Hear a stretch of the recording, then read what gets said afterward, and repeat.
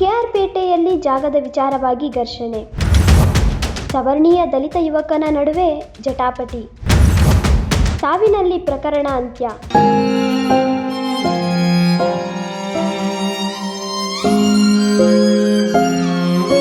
ಮಕ್ಕಳಾಗಿದ್ದಾಗ ಆಟ ಪಾಠಗಳಲ್ಲಿ ತೊಡಗಿದ್ದ ಮನಸ್ಸುಗಳು ದೊಡ್ಡವರಾದ ನಂತರ ಅದ್ಯಾಕೋ ಏನೋ ಬದಲಾಗಿ ಬಿಡುತ್ತದೆ.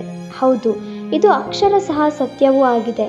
ಅಂದಹಾಗೆ ಕೆಆರ್ಪೇಟೆಯಲ್ಲಿ ಜಮೀನಿಗಾಗಿ ಕತ್ತರಘಟ್ಟ ಗ್ರಾಮದ ಇಬ್ಬರು ಯುವಕರ ನಡುವೆ ಜಗಳ ನಡೆದು ದೊಡ್ಡ ದುರಂತವೇ ಸಂಭವಿಸಿದೆ.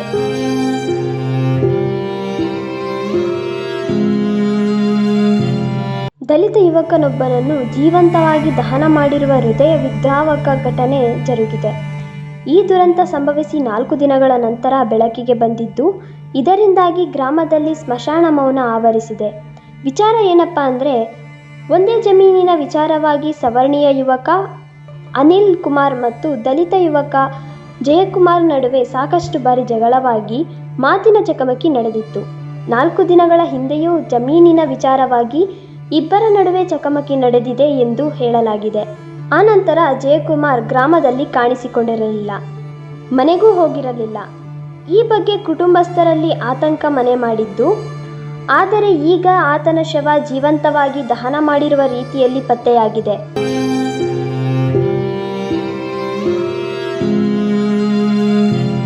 ಈ ವಿಚಾರ ಬೆಳಕಿಗೆ ಬರುತ್ತಿದ್ದಂತೆ ಸವರ್ಣೀಯ ಯುವಕ ಅನಿಲ್ ಕುಮಾರ್ ಗ್ರಾಮದಿಂದ ನಾಪತ್ತೆಯಾಗಿದ್ದು, ಆದ ಕಾರಣ ಆತನ ವಿರುದ್ಧ ಅನುಮಾನವಾದ ಕಾರ್ಮೋಡ ಕವಿದಿದೆ. ಮೃತ ಜಯಕುಮಾರ್ ಅವರ ಕುಟುಂಬಸ್ಥರು ಈ ಘಟನೆಗೆ ಅನಿಲ್ ಕುಮಾರ್ ನೇರ ಕಾರಣ ಎಂದು ಆರೋಪಿಸಿ ಪೊಲೀಸ್ ಠಾಣೆಗೆ ದೂರು ನೀಡಿದ್ದು, ಆತನ ವಿರುದ್ಧ ಕಠಿಣ ಕ್ರಮ ಕೈಗೊಳ್ಳುವಂತೆ ಮನವಿ ಮಾಡಿದ್ದಾರೆ. ಆರೋಪಿ ಇದ್ದಾನೆ, ಅವನು ಒಬ್ಬ ರೌಡಿ ಶೀಟರು ಮತ್ತು ಅವನ ಮೇಲೆ 3-4 ಕೇಸ್ಗಳು ದಾಖಲಾಗಿದೆ ಅಂತ ಮಾಹಿತಿ ಇದೆ.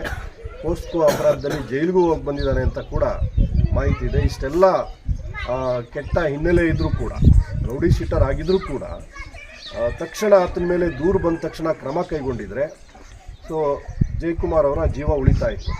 ಈ ಪ್ರಕರಣದಲ್ಲಿ ಅನಿಲ್ ಕುಮಾರ್ ಎಷ್ಟು ತಪ್ಪಿತಸ್ಥನೋ, ಕಂಪ್ಲೇಂಟ್ ಕೊಟ್ಟಾಗ ಅದನ್ನು ಗಂಭೀರವಾಗಿ ಪರಿಗಣಿಸದೇ ಇರತಕ್ಕಂಥ ಸ್ಥಳೀಯ ಪೊಲೀಸ್ ಠಾಣೆಯ ಸಬ್ ಇನ್ಸ್ಪೆಕ್ಟರ್ ಅಥವಾ ಆ ಇಲಾಖೆಗೆ ಸಂಬಂಧಪಟ್ಟವರು ಕೂಡ ತಪ್ಪಿತಸ್ಥರೇ ಆಗಿದ್ದಾರೆ.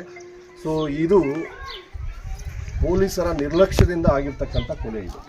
ಹಾಗಾಗಿ ನಾನು ಈ ಸಂದರ್ಭದಲ್ಲಿ ಮಾನ್ಯ ಜಿಲ್ಲಾ ಪೊಲೀಸ್ ವರಿಷ್ಠಾಧಿಕಾರಿಗಳಿಗೆ ಆಗ್ರಹ ಮಾಡೋದೇನಂತಂದರೆ, ಮೊದಲು ಕಂಪ್ಲೇಂಟನ್ನು ಗಂಭೀರವಾಗಿ ಪರಿಗಣಿಸದೇ ಇರತಕ್ಕಂತಹ ಈ ಸಬ್ ಇನ್ಸ್ಪೆಕ್ಟರ್ಗಳನ್ನು ತಕ್ಷಣ ಸಸ್ಪೆಂಡ್ ಮಾಡಬೇಕು. ಈ ಬಗ್ಗೆ ಕರ್ನಾಟಕ ನ್ಯೂಸ್ನೊಂದಿಗೆ ಮಾತನಾಡಿದ ಮೃತನ ಪತ್ನಿ ಲಕ್ಷ್ಮಿ ಅವರು, ನಮ್ಮ ಜಾಗದಲ್ಲಿ ಅನಿಲ್ ಕುಮಾರ್ ಎಂಬಾತ ಹುಲ್ಲಿನ ಮೆದೆ ಹಾಕಿಕೊಂಡಿದ್ದ. ಅದನ್ನು ತೆರವು ಮಾಡುವಂತೆ ನಾವು ಹಲವಾರು ಬಾರಿ ತಿಳಿಸಿದಾಗ ಆತ ನಮಗೆ ಬೆದರಿಕೆ ಹಾಕಿದ್ದ. ಪೆಟ್ರೋಲ್ ಹಾಕಿ ಸುಡುತ್ತೇನೆ ಎಂದು ಜೀವ ಬೆದರಿಕೆ ಒಡ್ಡಿದ್ದ. ಶುಕ್ರವಾರ ಈ ವಿಚಾರವಾಗಿ ಜಯಕುಮಾರ್ ಮತ್ತು ಅನಿಲ್ ಕುಮಾರ್ ನಡುವೆ ಜಗಳ ನಡೆದಿದೆ. ಆಗ ನನ್ನ ಪತಿಯನ್ನು ಜೀವಂತವಾಗಿ ದಹನ ಮಾಡಿದ್ದಾನೆ ಎಂದು ಮೃತನ ಪತ್ನಿಯಾದ ಲಕ್ಷ್ಮಿ ಅವರು ಆರೋಪಿಸಿದರು. ನನ್ನ ಗಂಡನ ನೀನು ಪೆಟ್ರೋಲ್ ಹಾಕ್ಸೋಗ್ತೀನಿ, ನಾನು ಜಾಗ ಬಿಡೋಕ್ಕಿಲ್ಲ, ನಾನು ಮಂಡ್ಯ ಜೈಲಿಗೆಲ್ಲ ಹೋಗಿದ್ದು ಬಂದಿದ್ದೀನಿ ಅಂತ ಎಲ್ಲ ಬೆದರಿಕೆ ಆಗ್ತದೆ ಸರ್. ನಾನು ಹೊಲ್ದ ಹತ್ರಕ್ಕೆ ಹೋಗೋಷ್ಟೊಳಗೆ ನನ್ನ ಗಂಡನ ಕೊಲೆ ಮಾಡಿ ಸುಟ್ಟು ಹಾಕಿದೆ ಸರ್. ನಾನು ಹೋಗೋಷ್ಟೊಳಗೆ ಯಾರು? ಅನಿಲೇ ಮಾಡಿದೆ. ನನ್ನ ಗಂಡಿಗೆ ಸಾವಿಗೆ ಅವನೇ ಮಾಡಿದೆ. ಅನಿಲ್ ಬಿಟ್ಟಿನಿ ಯಾರಿಲ್ಲ ಸರ್. ನನ್ನನ್ನು ಸುಟ್ಟಾಕ್ತೀನಿ ಅದು. ಅವತ್ತು ನಾನು ಅವಾಗ ಹೋಗಿರೋ ನನ್ನೂ ಮಾಡಿ ಅನ್ನಿಸ್ತು. ನಮಗೆ 2 ವರ್ಷ ಮತ್ತು 6 ವರ್ಷದ ಮಕ್ಕಳಿದ್ದು ಸಾಲ ಮಾಡಿ ಜಮೀನಿನಲ್ಲಿ ಉಳುಮೆ ಮಾಡಲು ಮುಂದಾದಾಗ ಆತ ನನ್ನ ಗಂಡನನ್ನು ಸಾಯಿಸಿದ್ದಾನೆ ಎಂದು ಆರೋಪಿಸಿದರು.